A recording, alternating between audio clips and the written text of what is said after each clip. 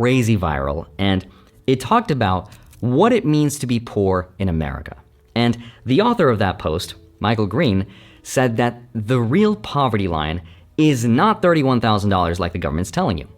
Instead, it's actually closer to $140,000 a year. The entire point for me was not to actually dig in and define a new poverty line. It was to understand what the average American household was experiencing. I built those numbers up from the MIT living wage components. Now, this obviously got a lot of attention and a lot of debate. So in today's video, I want to share with you what that post said and give you my personal thoughts. So let me just start right here. The question is, what does it mean to be poor in America? In the 1960s, the government asked Molly Orshansky to go and find out the answer to that question. What is poverty? Which, if you think about, is really hard to define because one person's definition might be really different than someone else's. But here's how the government defined it. They started by assuming a couple of things. Number one, they assumed it was a family of 4. Secondly, that food was the biggest and most predictable part of their budget, and that if you knew the bare minimum cost of feeding that family, you could just sort of work backwards to estimate everything else. Because food was consistently the biggest part of a family's budget back in the 1960s. But fast forward to today, and we spend proportionally way less money on food and way more on everything else, like housing and healthcare and childcare, transportation, insurance, debt, taxes, and all those other things. And those categories did not get factored in to the original formula. And what that has done is it has created the illusion that poverty has barely grown. But Michael Green says, if we apply the same original method and the same logic, except we use the share of income Americans spend on essentials today, we would not get a poverty line of $31,000.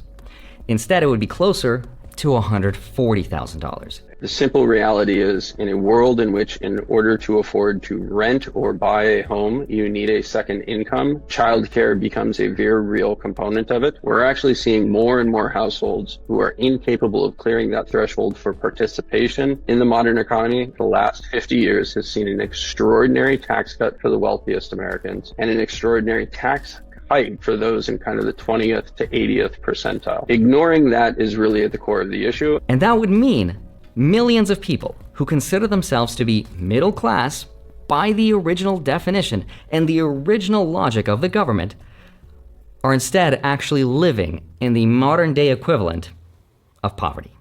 And that's just crazy. So in this video, I want to help explain how the article is arguing this and give you my thoughts. I think this is a super interesting story. So with that said, let's get into it. Hi, my name is Andrei Jikh. Hope you're doing well. Come for the finance and stay for the poverty line. Now, regardless of what you think about the actual number, it sparked a conversation. So full credit to Michael Green for sharing this. I'm going to leave the article down below because it goes into way more interesting detail. Now, let me just sort of set the stage for how when the poverty line was first created, it made sense for the world of that time. Why? Because it was a time when one person's income could support a family of 4. And childcare costs weren't a thing because one parent stayed at home. And insurance costs were usually covered by their job. Incomes also kind of grew with inflation. And housing cost a fraction of what it does today. But instead of updating the formula as the economy changed, the government just sort of froze it in time. They never changed the core assumptions of what it meant to be poor once they defined it the way they did. They never added more categories like housing and healthcare. They did not want to adjust those spending ratios. Instead, what they did was they just adjusted the original number, which was roughly $3,000. And with inflation, every year they were like, let's just pump it up. Okay, that looks good enough. And that's why, if you ask the government today, what does it mean to be poor at the poverty line? They would tell you that number is about $31,000 a year. And because of that, this 1960s formula is what became the foundation for almost every major government policy around things like welfare and assistance programs and food stamps and school lunches, and even how we measure the success or the failure of the economy. And this is where the problem gets even crazier.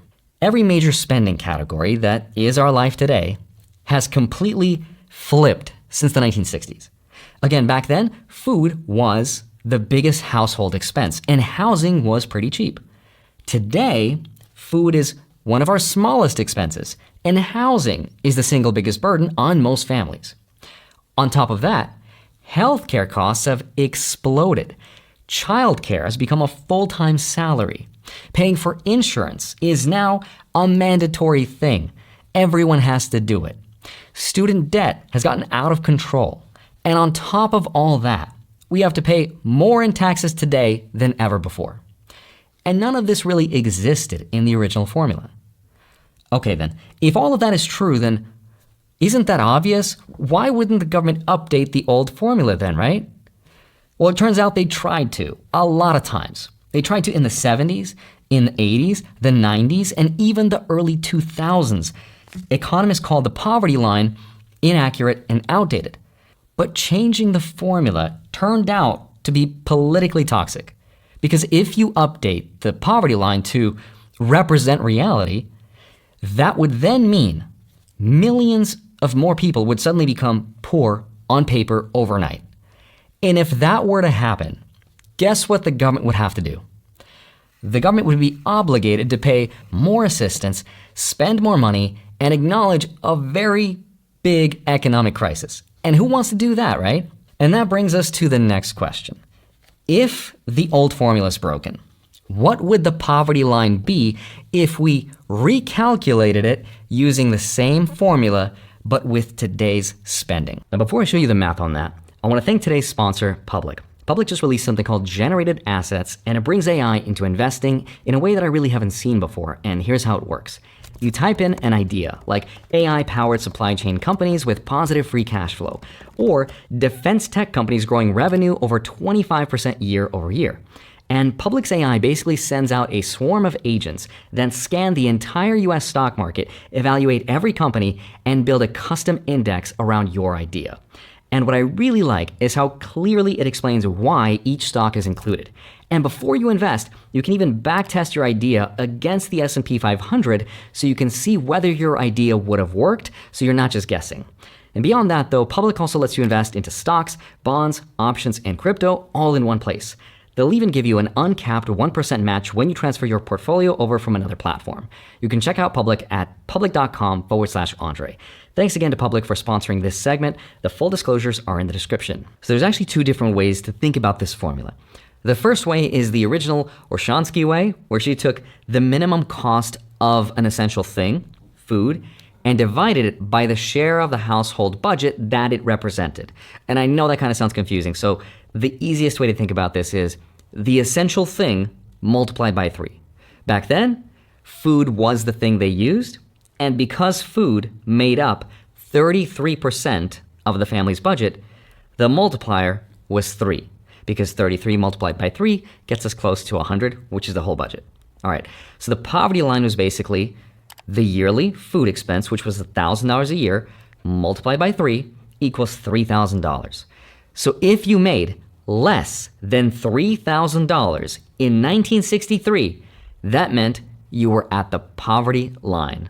And that's what archives from the 60s show the poverty line actually was. Okay, today, food isn't anywhere close to a third of a family's spending, right? It's about 5 to 7%. And here's the part that seems really weird, but will make total sense to you. If food shrinks from 33% down to 6% of your budget, the multiplier does not stay at 3. It becomes 16. Wait, what? How, right? It's completely counterintuitive because most people think, okay, if food is 6% of my budget, I've got a lot left over. But that does not mean you have 94% left over for everything else. What it actually means is that everything, housing, healthcare, childcare, transportation, all those other things have exploded relative to food. Food got smaller because the other essentials got bigger. That's why the ratio has to jump. So for example, let's say you spend $10,000 a year on food, and food happens to be 10% of your yearly budget. So 10% compared to everything else you spend money on. So 10 multiplied by 10 gets us to 100, your full budget. Make sense? That's why the multiplier is 10. Okay, so $10,000 multiplied by 10 gets us to $100,000.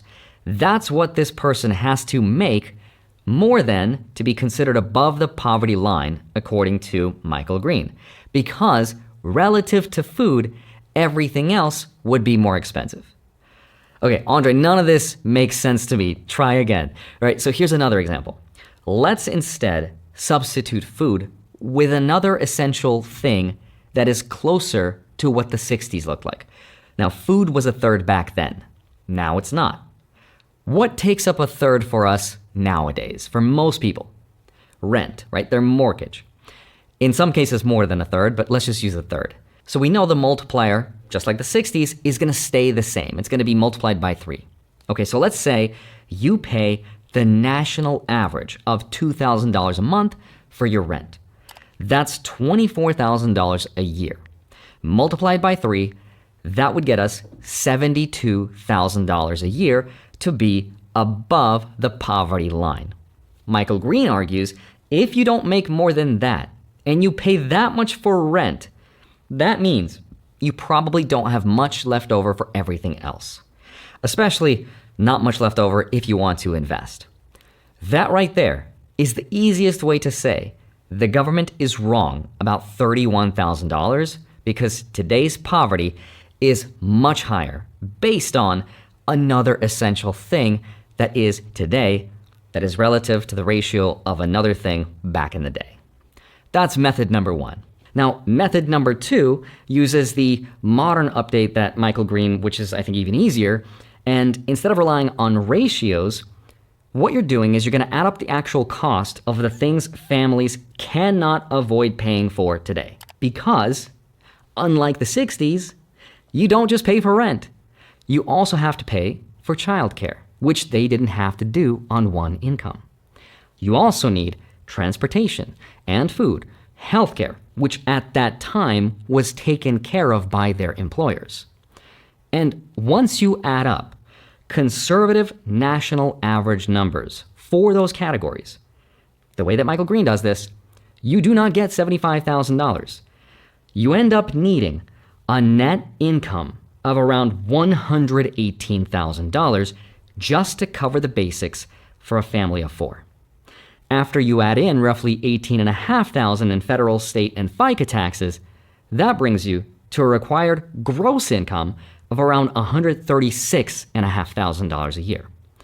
That is the modern day version of Molly Orshansky's too little threshold, the minimum needed to keep a family of 4 afloat in 2024.